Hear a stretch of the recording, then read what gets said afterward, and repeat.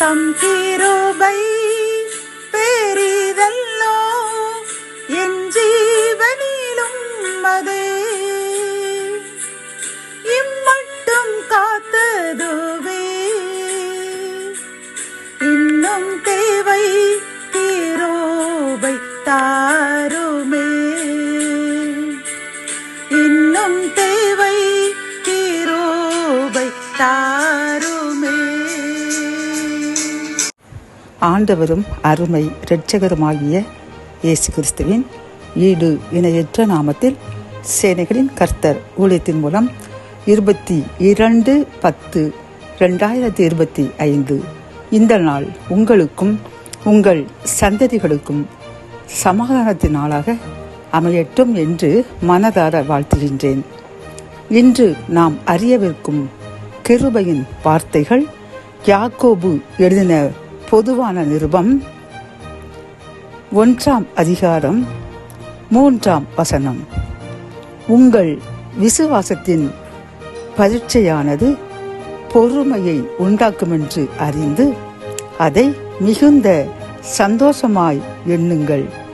கத்தோலிக்க வேதாகமம் இவ்வாறு கூறுகின்றது, உங்கள் நம்பிக்கை சோதிக்கப்படும் போது மன உறுதி உண்டாகும் என்பது உங்களுக்கு தெரியும் என்கின்றது. இந்த செய்தியை கேட்டுக்கொண்டிருக்கின்ற என் அன்பு சகோதரனே சகோதரியே, கர்த்தர் இன்று நம்மை பார்த்து கூறுகின்றார், நாம் பலவிதமான சோதனைகளில் அகப்படும் பொழுது நாம் விசுவாசத்தை இழந்து விடுகின்றோம். கர்த்தர் ஏன் எனக்கு இப்படி அனுமதித்தார் என்று முறுமுறுக்க ஆரம்பிக்கின்றோம்.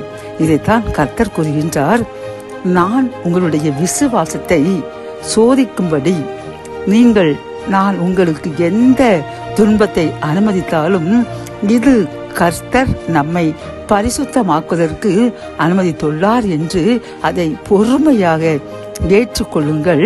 அப்படி ஏற்றுக்கொள்ளும் பொழுது நான் உங்களுக்கு வாக்குத்தத்தம் பண்ணின ஜீவ கிரீடத்தை தருவேன் என்று வாக்கு கொடுக்கின்றார். பிரியமானவர்களே, வேதாகமத்தில் பார்க்கும் பொழுது அவருடைய ஊழியக்காரர்கள் அனைவருமே சோதனையை சகித்துதான் பின்பு அவருடைய உண்மையான சீஷர்கள், அவருடைய உண்மையான மக்கள் என்று பெயர் பெற்றார்கள். ஆகவே நாமும் தற்பொழுது நமக்கு ஏற்படுகின்ற சோதனைகளை மன மகிழ்ச்சியுடன் ஏற்றுக்கொண்டு விசுவாசத்தில் எள்ளளவும் தவறாமல் கர்த்தர் இந்த சோதனையை எனக்கு நன்மைக்குத்தான் அனுமதித்துள்ளார் என்று சந்தோஷமாக பொறுமையாக நன்றி கூறுவோம். கர்த்தர் சோதனையை முடித்த பின்பு இரட்டிப்பான நன்மைகளினால் நம்மையும் நம் சந்ததியும் ஆசீர்வதிப்பேன் என்று வாக்கு கொடுக்கின்றார். ஆகவே சோதனையை சகிப்போம், ஆசீர்வாதங்களை இரட்டிப்பாக பெற்றுக்கொள்வோம்.